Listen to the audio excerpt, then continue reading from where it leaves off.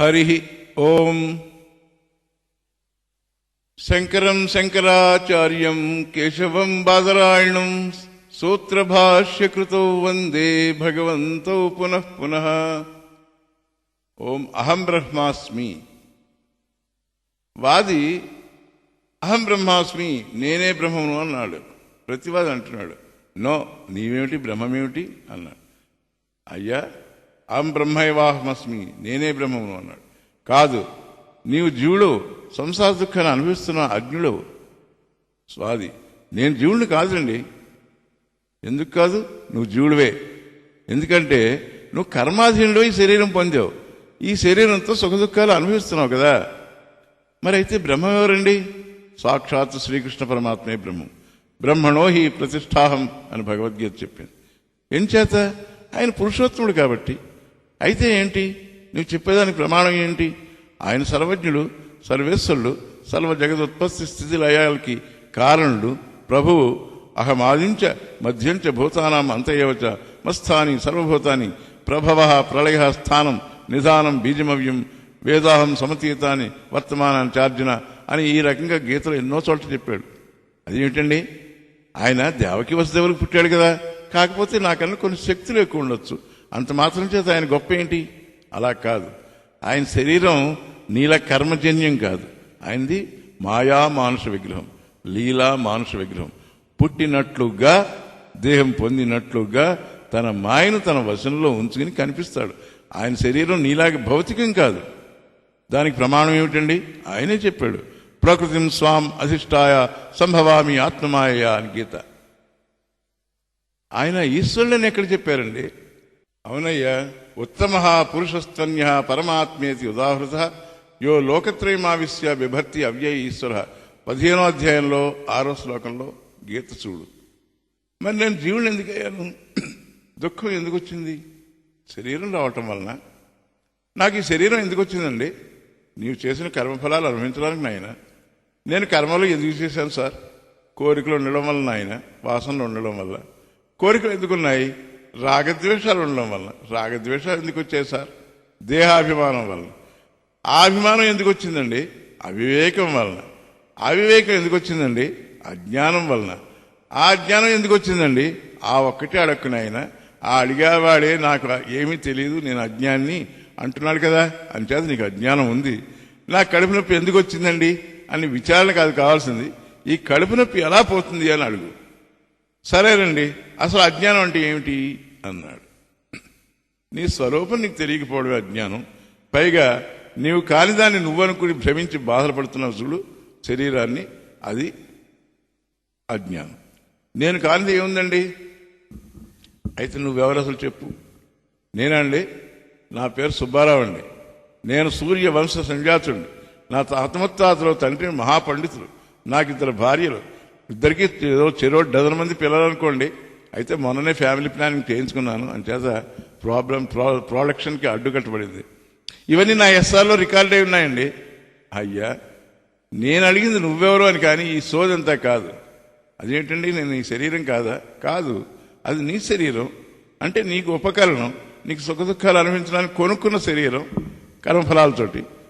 అయితే మరి నేను ఇంద్రియాలనా అండి? కాదు. ఆ కన్ను నువ్వు కాదు, ఆ చెవి నువ్వు కాదు. అంటే అవన్నీ నీకు ఇన్స్ట్రుమెంట్స్ ఆఫ్ నాలెడ్జ్. మరి నేను మనస్సునా అండి? అది కూడా కాదు. నువ్వు మనస్సు అంటున్నావు కదా, ఇది నా మనస్సు అంటున్నావు. అంటే నీకు ఇన్స్ట్రుమెంట్. అది కూడా నీకు అంతఃకరణం అంటే లోపలి పనిముట్టది. ఇవన్నీ బయట పనిముట్లు అయితే అది లోపల పనిముట్టు. అయితే ప్రాణం నేనా అండి? అది కూడా కాదు నాయన. ఎందుకంటే ఆ ప్రాణం నీకు జీప్ లాంటిది. నువ్వు ఎక్కడికి వెళ్ళాలన్నా ప్రాణం ఉండాలి, ఏం చేయాలన్నా ప్రాణం ఉండాలి. అంచేత నువ్వు కూడా దాన్ని గమనిస్తున్నావు. శ్వాస మీద ధ్యాస అని చెప్తున్నారు కదా ఈ మధ్యన. ఆ శ్వాస మీద ధ్యాస పెట్టేది ఎవడు? ఆ ధ్యాస పెట్టినవాడు వేరు, శ్వాస వేరు కదా. అదే దాన్నే వివేకం అంటారు, దాన్ని డిస్టింగ్విషింగ్ కెపాసిటీ అంటారు. అలాగే నువ్వు డిస్టింగ్విష్ చేయాలి ప్రతి దాన్ని, నీ నుంచి దాన్ని డిస్టింగ్విష్ చేయాలి, వేరుపరచాలి. సరే పోనండి, ప్రాణం నేను కాదు రైటే. బుద్ధిని నేనా అండి? అంతకని ఇంకేం వేరే నాలో ఇంకేం లేదు కదా. నో, ఆ బుద్ధి కూడా నువ్వు కాదు.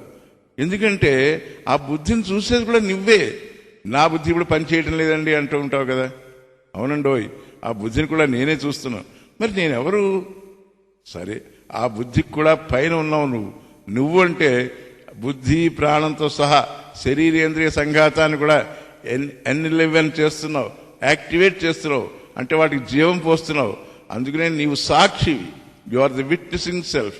ఇంద్రియాణి పరాణ్యాహు ఇంద్రియేభ్య పరం మనః మనసస్తు పరాబుద్ధి యో బుద్ధే పరతస్తు సహా అని గీత 3వ అధ్యాయంలో 42వ శ్లోకంలో గీతాచార్యుడు చెప్పాడు, చూసావా? అయితే ఇప్పుడు నేను వీటన్నింటికీ విలక్షణంగా అన్నింటినీ చూస్తున్నాను కదా, అయితే మరి నా స్వరూపం నాకు తెలియటం లేదే అన్నాడు. అవునయ్యా, అవన్నీ నీకు జడ స్వరూపాలు. నీవు వాటిని అన్నింటినీ గమనించే జ్ఞాన స్వరూపం. ఆ జ్ఞానాన్నే శుద్ధ చైతన్యం అని శాస్త్రంలో అంటూ ఉంటారు. ఆ శుద్ధ చైతన్యం ఏదో కాదు, నేననే స్ఫురణే. నేను ప్రతివాడు నేను అనుకుంటున్నాడా లేదా? ఆ స్ఫురణనే అదే స్వభావం నీకు. అదే నిరాకారం. దానికి ఆకారం లేదు స్మా. అది నిరంజనం, దేనికి అంటదు. అది నిర్గుణం, దానికి ఏం గుణాలు లేవు, సత్వరజ స్తమ గుణాలు లేవు దానికి. నువ్వు అదే సత్తు చిత్తు అంటారు, దాన్నే సచ్చిదానంద స్వరూపుడు. ఎలాగంటే బల్బులో ఉన్న కరెంటు తానే బల్బు అనుకుంటే అది అజ్ఞానం కాదా? దాని స్వరూపం ఏమిటి? శుద్ధ నిర్గుణం, రంగు రుచి వాసన ఏమీ లేనటువంటిది, అన్నింటినీ కదలింపజేసేది కదా. అలాగే నువ్వు ఈ చైతన్య స్వరూపుడు. అనవసరంగా ఈ కార్యకరణ సంఘాతం అంటే బాడీ మైండ్ కాంప్లెక్స్ నువ్వు సృష్టించుకున్న ఎక్విప్మెంట్ అయితే అదే నేను అనేటువంటి భ్రాంతిలో ఉన్నావు. అయ్యా, మరి నీ జన్మల నుంచి నేను ఎందుకు పొరపాటు పడ్డాను? అదేనయ్యా, మాయ వలన. ఆ మాయ ఎవరిదండి? ఒక విధంగా చూస్తే ఈశ్వరుడిదే. అదేంటండి? దైవీ శేషా గుణమయ్యి మమ మాయా దురత్యయ. ఆ ఈశ్వర మాయ సత్వరజస్తమ గుణాలతో కూడింది, అది దాట శక్యం కానిది అని గీతలో చెప్పారు. అయితే ఇంక మార్గమే లేదండి మాయకు దాటడానికి. లేకేం ఉంది, ఆ కిందనే అన్నారు మళ్ళీ, మామేవ ఏ ప్రపద్యంతే మాయామేతాం తరంతితే. నన్నే ఎవరు కొలుస్తారో వాళ్ళు ఈ మాయను దాటుతారు అని. అదేమిటండి అంటే, ఒక పెద్ద మనిషిని కలవడానికి నువ్వు వెళ్ళావు. ఓ పెద్ద గేట్ ఉంది, ఆ గేట్ పక్కనే కుక్క ఒకటి ఉంది. అది అల్సేషన్ కుక్క. అది మురుగుతూ నీ మీద దూకబోతుంది. అప్పుడు ఏం చేయాలి? నువ్వు ఆ యజమాని గట్టిగా పిలవాలి. అప్పుడు ఆ కుక్క యజమాని మాట విని తోకాడిస్తుంది. అలాగే ఈ మాయ కూడా కుక్క వంటిది. యజమాని ఈశ్వరుని పిలువు, అది తోకాడిస్తుంది. అదే అన్నాడు, మామేవ ఏ ప్రపద్యంతే మాయామేతాం తరంతితే. ఆయన ఎలా దాటిస్తాడు నీ మాయను అంటే, నీకు ఆయన బుద్ధియోగం జ్ఞానయోగం ప్రసాదించి దాటిస్తాడు. దదామి బుద్ధియోగం తం ఏన మాం ఉపయాంతితే అన్నాడు గీతలో. బుద్ధియోగం అంటే ఏమిటండి? అంటే ఏముంది నాయన, నేను బ్రహ్మము, బ్రహ్మమే నేను, బ్రహ్మైవాహమస్మి, బ్రహ్మ సత్యం జగన్మిథ్య, జీవో బ్రహ్మవనాపరహ అని తెలుసుకోవడమే. మరి నేను మొదట అన్నాను కదండి, అహం బ్రహ్మాస్మి అన్నావు, కానీ విచారణ లేకుండా. అందుకనే నేను జీవుడు అన్నాను. విచారణ అంటే ఇప్పుడు నువ్వు చేసినంత విచారణ. విచారణ అంటే నీ స్వరూపం. ఇప్పుడు నీ శరీరం మొత్తం ఆపరేషన్ చేసావా? జడభాగం అంతా కోసేసావా? ఒక్క చైతన్యాన్ని మిగుల్చుకున్నావా? అదే విచారణ. అది ఇంకా కంప్లీట్ కాలేదు పూర్తిగా, అది సగమే. ఎందుకంటే నీ గురించి నువ్వు తెలుసుకున్నావు, కానీ బ్రహ్మం గురించి తెలుసుకోలేదు కదా. కూటస్థ చైతన్యమే బ్రహ్మం అని నీకు ఆ జ్ఞానం కలగలేదు కదా. నీవు ఇప్పుడు క్షేత్రజ్ఞుడు మాత్రమే. నీ క్షేత్రాన్ని నువ్వు గమనించావు, క్షేత్రజ్ఞుడు. మరి అయితే ఆ బ్రహ్మం ఎలా అవుతానండి నేను? దానికి బ్రహ్మ జిజ్ఞాస చేయాలి నాయన. అదే ఎలా చేయాలండి అంటే, తనతో ఔపనిషదం పురుషం పృచ్ఛామి, ఆ ఉపనిషత్తులను అడగాలి. బ్రహ్మవిదాప్నోతి పరం సత్యం జ్ఞానం అనంతం బ్రహ్మ ఏకమేవాద్వయం బ్రహ్మ ఆత్మాచ బ్రహ్మ అయమాత్మా బ్రహ్మ తత్వమసి అని ఉపనిషత్తులు ఘోషిస్తున్నాయి. అని నీకు గురు పరంపరాగతమైన పరావిద్యను ప్రసాదిస్తాయి. అప్పుడు నీకు ఈ చైతన్య క్షేత్రజ్ఞంచాపి మాం విద్ధి సర్వక్షేత్రేషు భారత అనేటువంటి 13వ అధ్యాయంలో చెప్పినటువంటి జ్ఞానం కలుగుతుంది. అప్పుడు శ్రీకృష్ణ శరీరంలోనూ నీ శరీరంలోనూ ఉపాధులను మిథ్యాన్ని తోసిపుచ్చి నీ జీవత్వం బాధించి ఆకాశకల్పనలాగా ఉన్న శుద్ధ చైతన్య నిరుపాధిక చైతన్యాన్ని నువ్వు గుర్తిస్తే అదే నేను అనేటువంటి దృఢ నిశ్చయం కలగటమే అది జ్ఞానం. అది బ్రహ్మ జిజ్ఞాస వలన కలుగుతుంది. అది శ్రీ శంకర భగవత్పాదుల వారు శారీరక మీమాంసా భాష్యం ద్వారా నువ్వు అందుకో, అదే మన కర్తవ్యం. అయితే నేను సత్తు చిత్తు ఆయన ఈశ్వర స్వరూపం అంటారు. అదొక్కటే కాదు, సత్చిత్తు ఆనంద స్వరూపుడు కూడా నువ్వు. ఆగండి, నేను సత్తు చిత్తు అంటే అర్థమైంది, నాకు ఒప్పుకుంటాను. కానీ ఆనంద స్వరూపుడు అంటున్నారేంటి మీరు? ఇప్పుడు నేను ప్రత్యక్షంగా దుఃఖాలను అనుభవిస్తున్నాను కదా అన్నాడు. ఆ దుఃఖం నాయన ఎప్పుడు అనుభవిస్తున్నావు చెప్పు.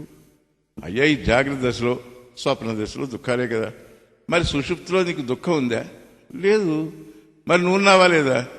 నేను లేకుండా ఎక్కడికి పోతానండి, నిద్రలో నేను హాయిగా ఉన్నాను, అక్కడ నాకు ఏమీ కనిపించలేదు, వినిపించలేదు, నాకు ఏమీ తెలియలేదు. చూసావా, నువ్వు నిద్రలో హాయిగా ఉన్నాను అంటున్నావు, అప్పుడు దుఃఖం లేదంటున్నావు, కానీ నీవు ఉన్నావు.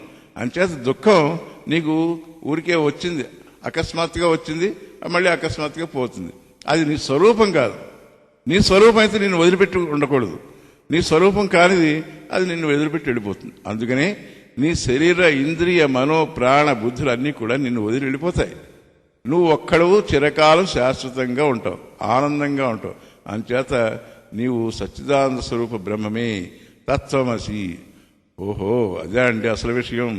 నేను సచ్చిదానంద బ్రహ్మస్వరూపుణ్ణా? జ్ఞానమే నా స్వరూపమా?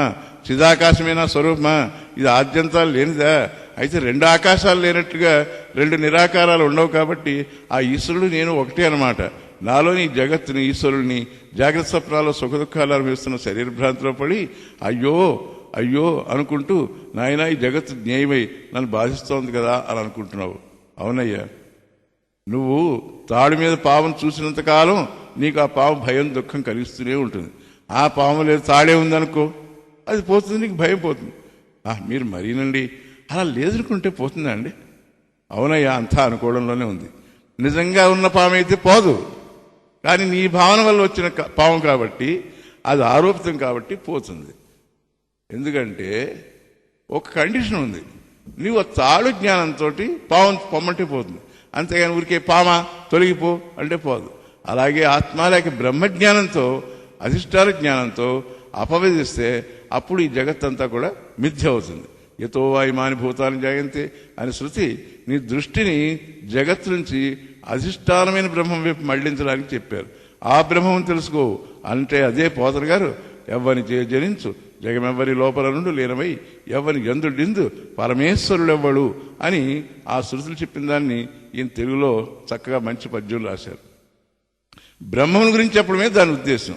అయితే ఈ జగత్తు నీకు ఎదురుకుండా కనిపిస్తుంది కాబట్టి దాని ద్వారా శాఖాచంద్ర న్యాయం అని ఈ జగత్తుని నిషేధించి నేతి నేతి అని జగత్తుని ఆ బ్రహ్మమునందు లయింపు చేసి తరంగాల్ని సముద్రంలో లయించినట్లుగా ఏకమేవా ద్వితీయం సముద్రం అన్నట్లుగా ఏకమేవా ద్వితీయం బ్రహ్మ అని తెలుసుకో అంటున్నాయి శృతులు. అందుకేనే అండి తదేకోవశిష్ట శివ కేవలోహం చిదానందరూప శివోహం శివోహం అని శ్రీ శంకరులు పాడారు. Yes baba, you are a good boy, ఇట్టే గ్రాస్ప్ చేసావు, నీకు గ్రాస్పింగ్ పవర్ చాలా బాగుంది, ఇంక నీవే బ్రహ్మవు, నీవే శివుడు, నీవే విష్ణు, నీకు భయం లేదు, అభయం వై జనక ప్రాప్తొచ్చినట్టు. అయితే నేను ఇప్పుడు అహం బ్రహ్మాస్మి అనుకోవచ్చునా అండి? ఎస్, ఇప్పుడు నువ్వు అహం బ్రహ్మాస్మి అనుకోవడం ఏమిటి? ఎప్పుడు అయ్యే ఉన్నావు. తాడు ఎప్పుడు తాడే, నేనెప్పుడు పాముగా మారాను అంటుంది. పామును అడిగితే అసలు నేనెప్పుడు తాడు మీదకి వచ్చాను, నువ్వు చూస్తే వచ్చాను, నీ భ్రాంతి.